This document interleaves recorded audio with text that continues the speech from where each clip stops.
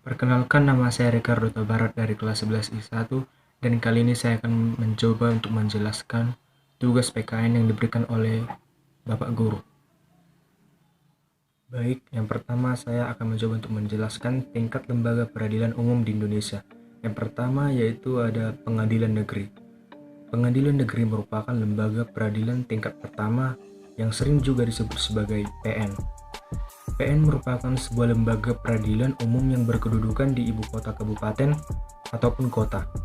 Adapun fungsi pengadilan negeri ini adalah untuk memeriksa, memutus, dan menyelesaikan perkara pidana dan perdata bagi rakyat pencari keadilan pada umumnya.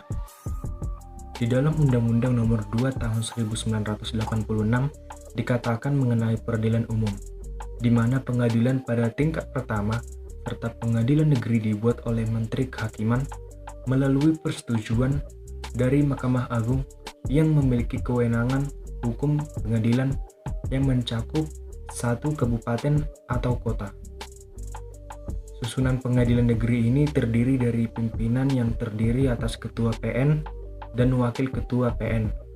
Kemudian ada juga hakim, anggota, panitera, sekretaris, dan jurusita. Kemudian yang kedua ada pengadilan tinggi. Pengadilan tinggi ini merupakan pengadilan di tingkat kedua atau juga sering disebut sebagai pengadilan tinggi atau PT, yang terbentuk oleh undang-undang yang merupakan sebuah lembaga peradilan di lingkungan peradilan umum yang berkedudukan di ibu kota provinsi. Jadi sebagai pengadilan tingkat banding terhadap perkara-perkara yang diputus oleh pengadilan negeri. Adapun fungsi dari pengadilan negeri ini sendiri, pengadilan tinggi ini sendiri, yaitu untuk menjadi pemimpin bagi pengadilan-pengadilan negeri yang terdapat pada daerah hukumnya. Kemudian mengawasi serta meneliti tingkah laku para hakim di pengadilan negeri dalam daerah hukumnya. Selain itu, pengadilan tinggi juga mampu memberikan teguran, petunjuk, serta peringatan yang dianggap perlu terhadap pengadilan negeri di daerah hukumnya, dan melakukan pengawasan pada jalannya peradilan yang terdapat di daerah hukumnya. Susunan pengadilan tinggi ini terdiri atas pimpinan yang di dalamnya ada seorang ketua PT dan seorang wakil ketua PT, hakim anggota, panitera, dan juga sekretaris. Kemudian yang ketiga itu ada Mahkamah Agung. Peradilan tingkat ketiga ini sering disebut sebagai MA, yaitu Mahkamah Agung. Yaitu Mahkamah Agung merupakan lembaga tinggi negara dalam sistem ketatanegaraan di Indonesia yang merupakan pemegang kekuasaan kehakiman bersama-sama dengan Mahkamah Konstitusi dan bebas dari pengaruh cabang-cabang kekuasaan lainnya. Mahkamah Agung itu sendiri juga memiliki fungsi yang cukup banyak, yaitu misalkan di dalam peradilan, kemudian di pengawasan, mengatur, nasihat, dan administratif. Di mana sebagai pengadilan negara tertinggi, MA merupakan pengadilan kasasi yang bertugas membina keseragaman dalam penerapan hukum melalui putusan kasasi dan peninjauan kembali agar semua hukum dan undang-undang di seluruh wilayah negara RI juga diterapkan secara adil, tepat, dan benar. Di samping itu, Mahkamah Agung juga berwenang memeriksa dan memutuskan pada tingkat pertama dan terakhir. Mahkamah Agung ini juga membawahi badan peradilan dalam lingkungan peradilan umum, kemudian di lingkungan peradilan agama, lingkungan peradilan militer, dan juga lingkungan peradilan tata usaha negara. Berikutnya yaitu upaya hukum yang dapat ditempuh oleh terpidana jika seseorang tidak mendapatkan keadilan di peradilan MA atau Mahkamah Agung, yaitu dengan cara melakukan peninjauan kembali. Nah, jadi peninjauan kembali ini atau sering juga disebut sebagai PK, yaitu peninjauan kembali. PK ini sendiri yaitu suatu upaya hukum yang dapat ditempuh oleh terpidana atau sering disebut sebagai orang yang dikenai hukuman.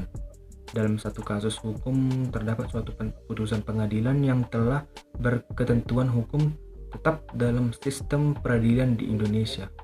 Putusan pengadilan yang disebut mempunyai kekuatan hukum tetap ialah putusan pengadilan negeri yang tidak diajukan upaya banding.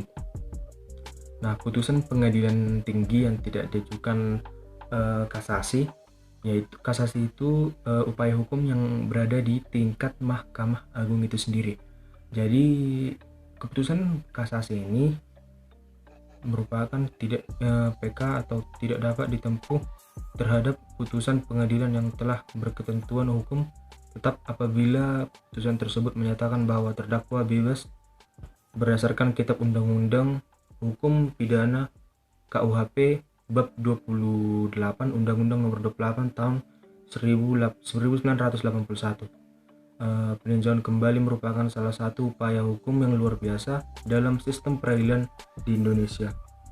Kemudian upaya hukum yang luar biasa merupakan pengecualian dari upaya hukum yang biasa di persidangan di pengadilan negeri itu sendiri. Jadi sidang banding pada pengadilan tinggi dan kasasi di Mahkamah Agung. Berikutnya yaitu contoh kasus dari peninjauan kembali ini. Yaitu kasus yang saya pilih yaitu MA kabulkan peninjauan kembali Irman Gusman yang telah bebas. Dilansir dari alinea.id, artikel yang saya baca di internet yaitu mantan Ketua Dewan Perwakilan Daerah atau DPD Irman Gusman resmi menghirup udara bebas setelah Mahkamah Agung atau MA mengabulkan peninjauan kembali atau PK atas kasus yang menjeratnya.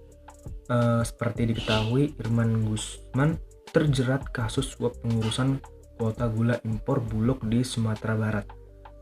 Kemudian keputusan bebas bagi Irman Gusman termaktub dalam putusan Mahkamah Agung RI nomor 97 PK PID Sus 2019. Putusan itu memangkas hukuman bagi Irman dari 4,5 tahun menjadi 3 tahun kurungan penjara serta denda sebesar 50 juta subsidiar 1 bulan kurungan. Kepala Divisi Permasyarakatan Kementerian Hukum dan HAM Abdul Haris membenarkan terpidana Irman Gusman telah bebas sejak Kamis sore tanggal 27 bulan 9 yang sudah bebas. Sejak kemarin malam, kata Abdul saat dihubungi Alinea ID di Jakarta pada Jumat tanggal 27 bulan 9. Sementara itu, Kepala Lapas Kelas 1 Sukamiskin, Bandung Abdul Karim, menyampaikan bahwa pihaknya telah mengeksekusi putusan peninjauan kembali tersebut yang dikeluarkan oleh MA dengan membebaskan terpidana Irman Gusman. Kemudian dilanjutkan proses pembebasan warga binaan atas nama Irman Gusman pada Kamis tanggal 26 bulan 9. Lebih tepatnya itu pada pukul 18.30 WIB, ucap Karim. Itu saja dari saya. Saya Ricardo Tabarak dari kelas 11 I1 mengucapkan terima kasih dan mohon maaf jika ada kesalahan dalam pengucapan nama, gelar, kata, dan lain-lainnya. Terima kasih.